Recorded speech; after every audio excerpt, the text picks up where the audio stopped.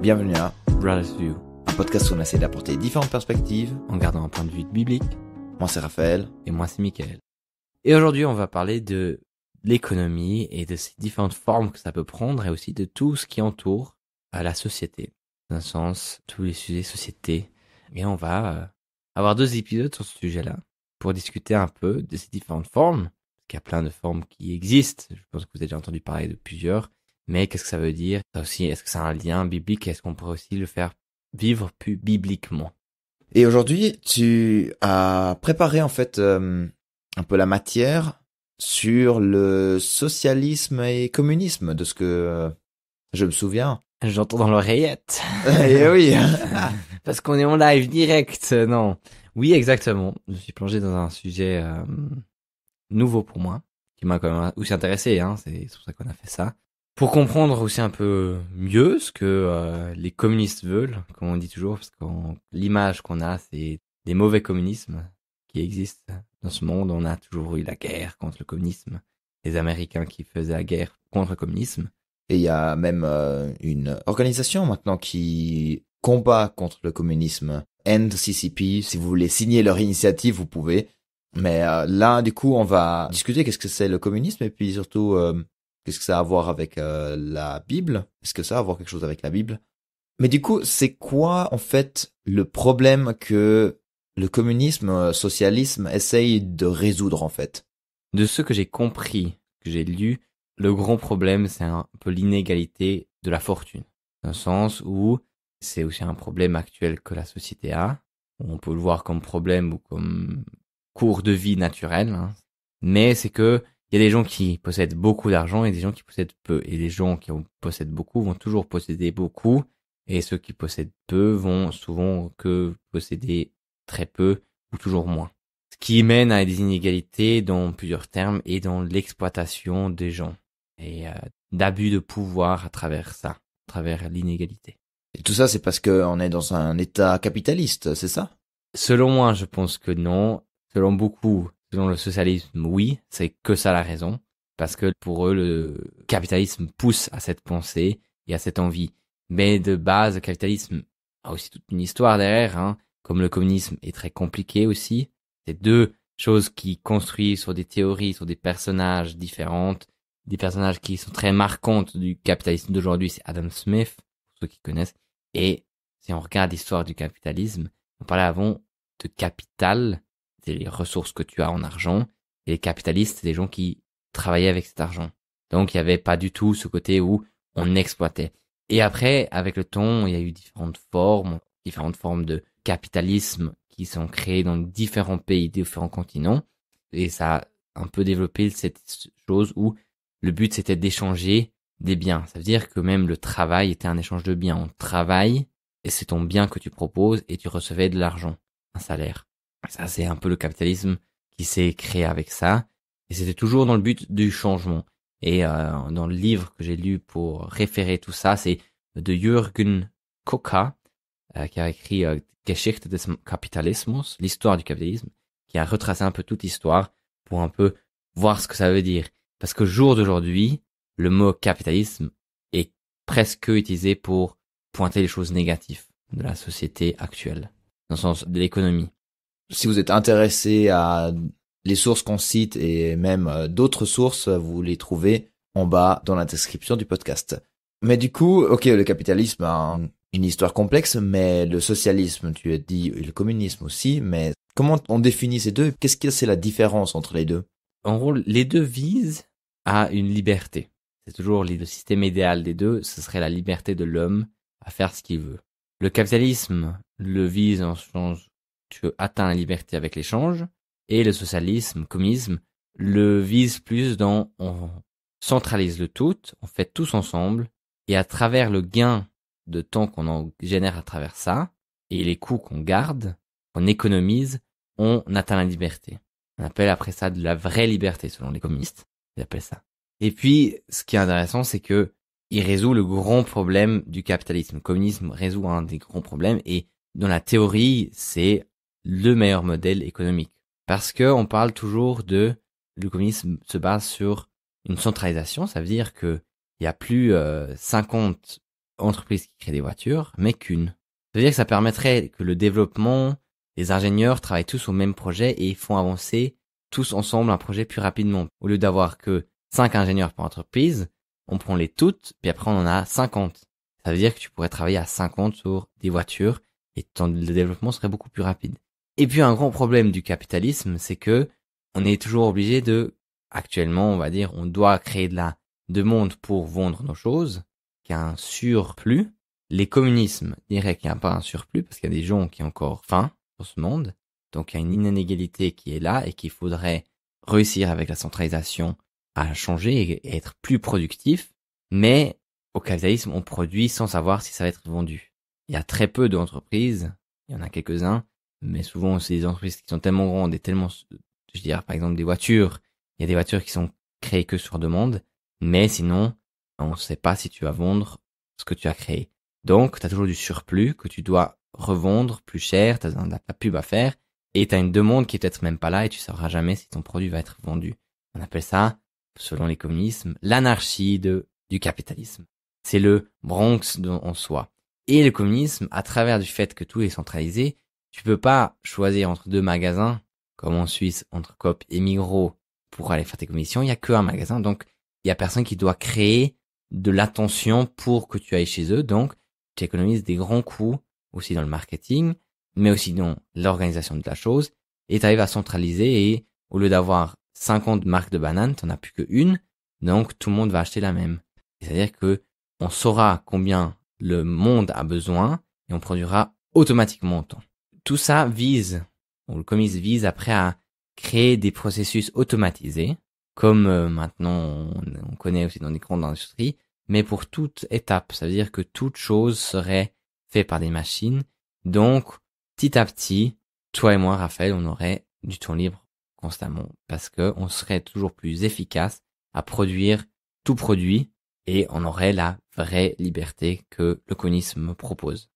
Mais du coup, c'est quoi la différence entre socialisme et communisme? Je n'ai pas encore trop compris de ta réponse.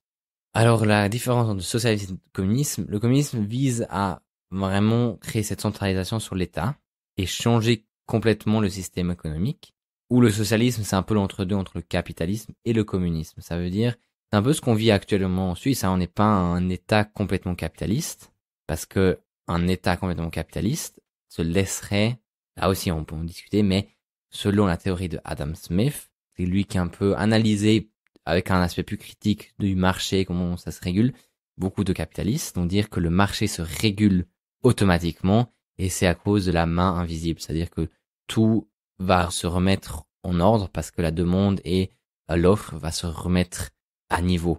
C'est-à-dire qu'il y a la main invisible qui fait ça. Donc, selon le capitalisme, le marché serait complètement livré à soi-même. Ça veut dire que il y aurait aucune régulation de l'État. Et en Suisse, par exemple, on a quand même des choses sociales, dans le sens, il y a des loyers qui sont plafonnés. On a eu aussi une fois l'euro qui a été plafonné à un prix. On a des primes maladie qu'on veut plafonner en Suisse. Plein de choses comme ça, où il y a aussi l'État qui subventionne les fermiers, ou bien, par exemple, l'AI, c'est un concept aussi social, dans le sens où les gens qui ne peuvent pas proposer parce qu'ils sont pas en mesure reçoivent de l'argent et c'est des gens qui cotisent pour eux. C'est une assurance qui cotise pour les personnes qui sont en situation d'invalidité en Suisse. Donc c'est un peu ça le socialisme. Si en Suisse on voudrait un socialisme, on serait encore plus poussé. En gros, on serait sur le plan d'initiative du PS en Suisse, Parti socialiste. Ça veut dire des rondes qui sont plus élevées, des choses plus dans le partage et on prend l'argent et on le redistribue sans changer le système complètement dans un système communiste. Et le communisme, comme je disais avant, c'est vraiment ce côté de centraliser et lier l'État avec l'économie. Moi, j'ai aussi fait un peu de la recherche, surtout un magnifique article de Stanford Encyclopedia of Philosophy, où il présente aussi différents socialismes, parce que pas tous ont justement cette idée que ce soit en fait planifié d'une manière centrale, enfin qu'il y ait quand même l'État qui supervise un peu tout ça, mais que ce soit un peu plus libre, parce que oui, ça fonctionne pas toujours, et puis du coup il y a aussi d'autres idées qui viennent. En tout cas, Une chose, c'est que l'héritage, par exemple, des biens revient à l'État, qui pourrait redistribuer, ou bien comme ça.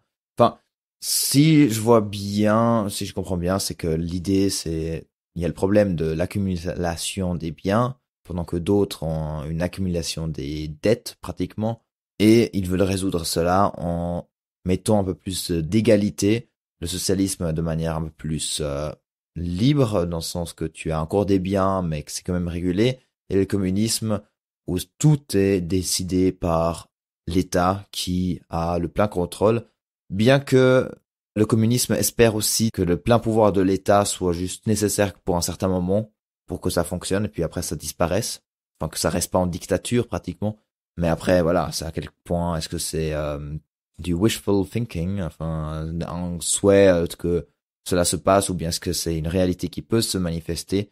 En tout cas, dans l'histoire, ça n'a pas été le cas. Ouais, dans l'histoire du communisme, on va pas dire qu'il n'y a pas eu de succès. Par exemple, les communismes citent souvent la Russie qui a quand même doublé ou non plus, presque triplé de productivité et tout ça. Et c'est vraiment aussi dans le sens que le communisme, pour revenir aussi un peu dans la comparaison, le capitalisme vise au profit, on dit. Et le communisme dit même si t'as pas de profit, fais-le. C'est-à-dire que des gens qui sont presque ou incapables de travailler dans les normes actuelles seraient capables de travailler dans le communisme. Certes, ils ne ramèneraient pas de profit, mais c'est une personne qui peut travailler de plus. C'est-à-dire que c'est une personne de plus qui peut faire de la nourriture. Et pour eux, ça veut dire que sans tous ces gens qu'on fait pas travailler ou qu'on laisse pas travailler, on aurait une possibilité de faire travailler plus de gens et créer plus de nourriture, de biens qui sont nécessaires. Par exemple, dans des pays plus pauvres qui manquent de nourriture, qui manquent d'infrastructures. Donc c'est toujours cette proposition c'est un peu le contre de l'accumulation de biens et de cette pression de toujours être dans le profit et de faire des choses qui mènent pas au profit. Et peut-être c'est là où on arrive aussi un peu au problème du communisme. C'est peut-être le financement à travers ça, parce qu'on fait une redistribution des biens, puis aussi ce côté où on centralise. C'est-à-dire qu'il y a aussi selon moi, c'est mes points critiques que je vois, c'est aussi un perte d'individualisme, parce qu'on a tous la même chose. Tout le monde aura la même table à la maison. Après, peut-être c'est aussi l'extrême du communisme, puis les gens, ils ne voient peut-être pas ça comme communisme, mais plutôt dans le sens où on oublie un peu le profit, mais pour moi, si on vise le communisme en perfection, c'est toujours les mêmes choses qui sont produites, des articles de standards, c'est rempli de standards qui sont faits, puis là, on peut perdre son individualisme parce que qui n'a jamais aimé avoir une autre trottinette que quelqu'un d'autre ou quelque chose comme ça. Après, c'est la question, est-ce que c'est bon ou mauvais? Exactement, puis peut-être des gens ils disent que c'était une habitude qu'on a eue et qu'on peut aussi bien s'entraîner contre ça et on serait aussi heureux tous ayant la même chose. En tout cas, l'extrême, de toute façon, soit du communisme, soit du capitalisme, enfin, c'est, comme tu as dit, c'est des grands mots qu'on jette comme des étiquettes sur des systèmes qui ne le sont pas vraiment. Les systèmes dans notre monde sont bien plus complexes que juste capitalistes ou communistes, socialistes. Oui, parce qu'il y a il y a aussi toute la culture et tous des choses, d'autres éléments qui rentrent dedans. Mais maintenant, la question c'est, qu'est-ce que la Bible en dit? Est-ce que la Bible, on peut voir du communisme?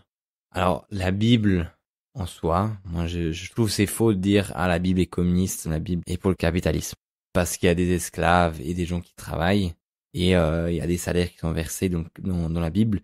C'est pas automatiquement c'est capitalisme, c'est aussi l'histoire, c'est le fond historique de la chose.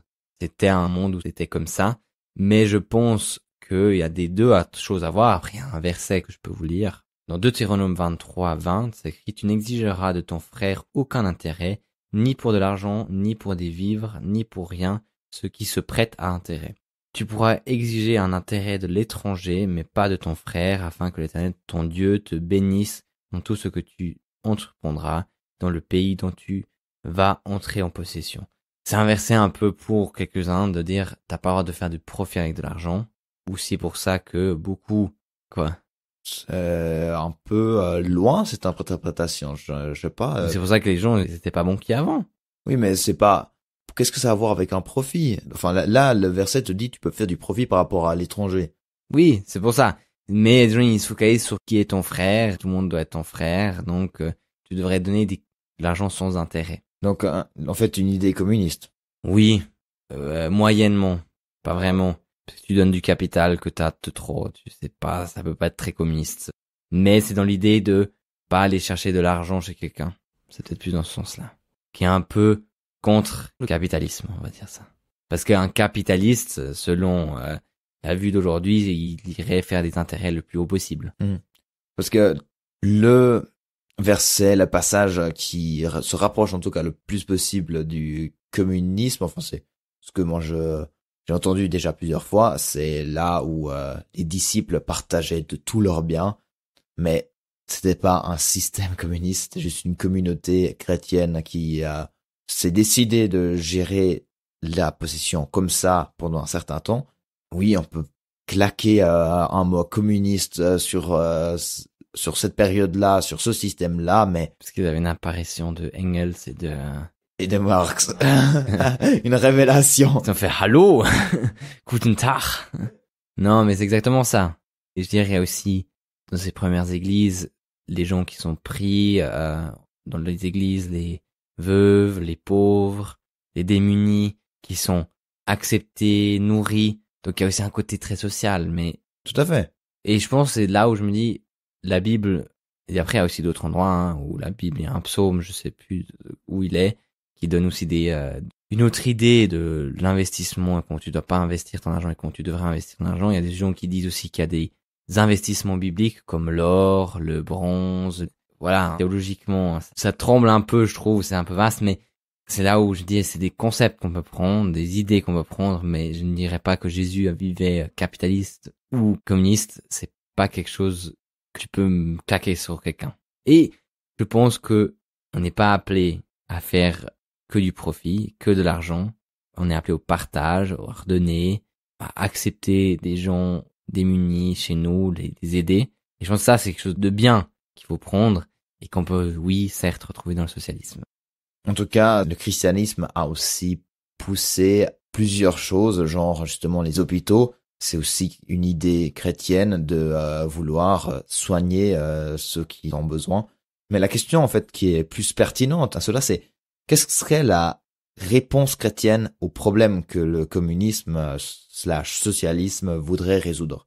Donc le problème, je résume, c'est que il y a de l'inégalité qui se crée à travers l'accumulation des biens et l'accumulation des dettes, entre guillemets. Enfin là, c'est très résumé et simplifié et sorti ici pour la discussion. Moi, je pense, ça c'est une réponse théologique, tout se base sur le verset « Aime ton prochain comme toi-même ». Alléluia. C'est beau, hein. Je pense que c'est la réponse à toutes tes questions. Hein. Tu pourrais presque ça, avec l'attitude de cœur. Hein. Avec l'attitude de cœur, et après, là, c'est mis au four et c'est bon. Non, moi je pense que il y a un côté où je ne crois pas que Dieu n'appelle aucune personne à avoir des richesses pour atteindre des riches. Un prédicateur, un week-end d'église, a une fois dit aussi qu'il avait un ami qui était appelé d'être dans c'était Stéphane Rossel, était appelé à aller dans ces sociétés un peu plus hautes. Il a dit, il peut pas venir avec une petite voiture, il doit aussi être adapté au statut. Et donc, c'est aussi ok et normal de faire ça. Dans le sens, c'est, si Dieu t'appelle dans un domaine, tu peux aussi aller dans ce domaine, mais toujours aussi avec une attitude de cœur correcte. Dans le sens aussi pas croire que c'est toi qui as amassé ces biens et tout, et tu seras sauvé à cause de ces biens. Et je veux dire, il y a aussi cette histoire du riche qui vient vers Jésus et lui demande qu'est-ce que je dois faire. Il dit, donne tous tes biens, mais il a pas dit, c'est mauvais l'argent que tu as et tu vas pas venir dans le ciel à cause de ça. Alors c'est spécifique de le dire, c'est... Il est plus dur qu'un riche rentre dans le ciel qu'un chameau qui passe dans le trou d'une aiguille. Très clairement un verset contre les riches, hein. Mais je pense que c'est... Ouais, je pense pas que tu peux dire ça, c'est pour ça qu'il faut que les riches soient pauvres ou bien comme ça. Alors là, je pense que c'est très spécifique au jeune homme riche qui a demandé à Jésus, que Jésus a dit « donne tous tes biens », mais sinon... Le mouvement de Jésus a été financé pratiquement par surtout des femmes qui étaient entrepreneurs de ce temps. Donc il y avait de l'argent qui pouvait soutenir d'autres mouvements. Donc Jésus était dépendant des sous. C'était pas à cause du système qu'il y avait. Ce n'était pas un système capitaliste. C'était un système qui est basé sur de l'argent, sur l'échange. Oui, capitaliste. j'allais dire ça, mais bon. Mais oui, c'est exactement ça. Moi, je pense aussi ce côté de s'attacher à son argent. Puis Dieu il dit, donne tous tes biens, et tu vois, c'est une interprétation de ma part, hein, là. Il part triste, dans le sens où t'as l'impression que tous ses biens, c'était trop près de lui pour le donner. Je crois que c'est même marqué pourquoi il pleure, parce que c'était à cause de ça. Donc tu vois, c'est pas qu'il dit tes biens sont mauvais, mais c'est peut-être son attachement qu'il avait à ses biens. Donc il y a plein de chrétiens entrepreneurs et tout. Il y a aussi, par exemple, un milliardaire en Suisse qui est chrétien, et de la manière qu'il vit ou de la manière qu'ils vivent ces gens, c'est surtout de l'attitude de cœur qu'ils ont. Est-ce qu'ils donnent? Est-ce que ils gardent tout? Ils amassent de l'argent, comme dans la parabole où le fermier amasse toujours plus de biens dans sa grange. Et je pense que c'est ça la grande question. Qu'est-ce que tu fais avec tes biens? Est-ce que tu donnes? Et est-ce qu'on agit tous comme la femme qui amène son peu d'argent, mais qui est beaucoup plus en pourcentage de la collecte? Ouais, encore là, il y a aussi différentes interprétations, comment on pourrait voir ça. Mais je pense que le concept de dire, ok, le christianisme est d'accord avec ce problème. Il dit, oui, il y a une inégalité et il faut la résoudre d'une manière ou de l'autre. Mais je ne crois pas que la Bible nous dit il faut aller dans un système communiste ou un système socialiste. Être social, dans le sens aider les veuves, les orphelins, enfin ce que la Bible nous dit, d'aider ceux qui en ont besoin, les pauvres, c'est quelque chose qu'on devrait faire. Mais je ne crois pas justement que, enfin, si la Bible, on peut dire ça comme ça, était communiste, Marx ne l'aurait pas critiqué. La Bible. Ouais. Ah oui. Après, on pourrait, si on veut aller encore on va vite faire un petit pic de philosophie, imagination. Si on était dans un système communiste, la Bible aurait ressemblé à peut-être quelque chose d'autre. Et dans le sens, on aurait eu d'autres questionnements, d'autres choses. Ah, si même quand Jésus était présent, même, ou bien avant. Bien sûr, il y aurait d'autres problèmes, je pense. C'est aucun système résout tous les problèmes. Non, aucun système. Toujours une limite au système. Puis souvent, c'est l'homme, la limite du système. Et donc, en fait, l'espérance qu'on a en tant que chrétien, c'est que on pourra vivre une fois la vie éternelle où il n'y aura plus d'inégalité. Où en fait, enfin oui, ce qu'on espère, ou bien Oui, moi je pense que oui. Est-ce qu'on aura différents biens au ciel, ou bien est-ce que tout sera partagé? Est-ce que ce sera communiste? Si on passe dans un principe où les ressources sont illimitées, là on repousse une limite du capitalisme où tout le monde peut amasser des biens, parce qu'il y a tellement. Ouais, dans ce sens-là. Il y a tellement que tout le monde aura assez. Tout le monde aura assez à manger parce que c'est illimité. Tout le monde aura assez de place pour soi. Mais je pense que le désir à ce moment-là sera différent parce que dans ces deux systèmes, il y a un désir de moins. Qu'est-ce que je peux être moins? Moi, je vais avoir la place pour moi, je vais avoir le temps pour moi. Donc c'est quand même aussi, le capitalisme, c'est le but de faire des échanges. Dans le capitalisme moderne, on pourrait dire de faire des échanges, être riche et plus avoir besoin de travailler et s'acheter tout ce qu'on veut. C'est-à-dire mi et moins. Et dans le communisme, c'est d'avoir ce temps libre pour soi. Donc, est-ce qu'on aurait cette même perspective dans la vie éternelle, ou est-ce qu'on ne serait pas juste là parce qu'on kiffe Dieu et on fait ouhouhou, puis on chante des louanges toute la journée? C'est une autre question. À voir. Pour moi, le ciel, de toute façon, c'est quelque chose, un mystère, comment ça va se passer. Mais du coup, qu'est-ce qu'on devrait faire maintenant? Qu'est-ce qu'on devrait faire maintenant? Moi, je pense se rappeler de ce que Jésus a fait dans sa vie. Se rappeler qu'il a toujours aidé et partagé aux ses disciples. Et puis, vivre selon la volonté de Dieu. Amen. Tellement précis, c'est une ligne précise comment on doit vivre là.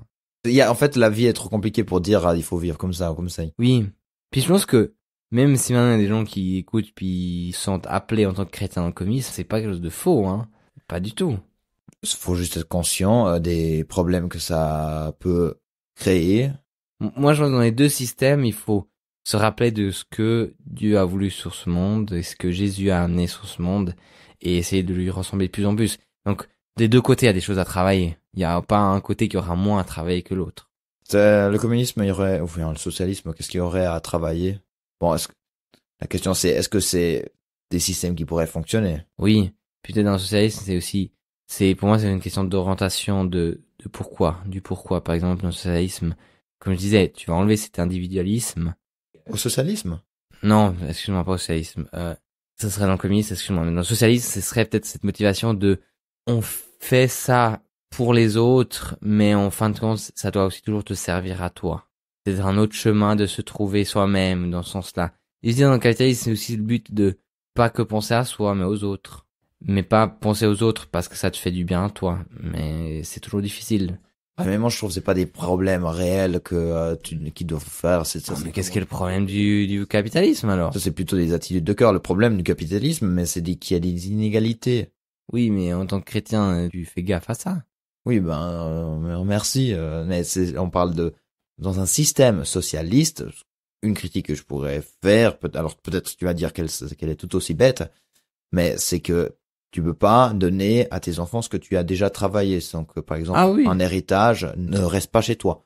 Ça peut être quelque chose de positif, ça peut être quelque chose de négatif, mais je trouve un héritage, en fait, un rappel de ce que tous tes ancêtres ont fait, c'est quand même beau. Oui, et puis il y a aussi le fait de tout ce qui est aussi motivation derrière. Mais oui, mais ça on en a aussi pour le capitalisme. Un réel problème du socialisme, c'est le financement. Oui, alors à part que c'est un peu idéaliste, tu vas dire très idéaliste, voire utopique. Ouais, non, quand même pas, mais... Moi je trouve que c'est par exemple ça, mais il faut trouver des critiques. On dirait que c'est un système où tout est beau. Qui fait rêver. Ouais. Je suis d'accord avec toi, mais le socialisme c'est un entre-deux où... voilà. Parce que par exemple le communisme, quand tu fais travailler tout le monde... parce qu'il doit travailler, c'est aussi pas le meilleur truc. L'avantage maintenant du socialisme, mais quand tu es à l'AI, tu peux être accompagné, réintégré et tout. T'as un chemin. Puis dans le communisme, tu sais peut-être pas faire un travail, mais tu sais très bien couper des nouilles. Alors tu vas couper des nouilles toute ta vie. Puis on va pas se mêler pour essayer de t'amener à quelque chose qui te fait plus plaisir ou à faire développer quelque chose que tu aurais ton potentiel. Et je pense que le socialisme, un problème pour moi, c'est le développement du potentiel, qui peut être limité quelquefois. Mais c'est comme le capitalisme, sur la main, en théorie, t'as l'impression que c'est incroyable. On va dire ça comme ça. Mais on pratique, parce que maintenant on le vit, on remarque tout ce qui joue pas. Puis j'ai l'impression que le socialisme, ça serait la même chose. Il faudrait tomber dedans, puis il faudrait remarquer que la marmite continue à bouillir, et qu'on a quand même d'autres problèmes qui se créent à travers ça. Parce qu'au moment où tu peux être aussi égal avec tout le monde, c'est aussi pas difficile. Du coup, vous avez entendu l'avis de un futur ingénieur de gestion et un futur théologien sur le socialisme, communisme, capitalisme. Sachez seulement, souvenez-vous qui est plus proche de l'économie. Amen. Non.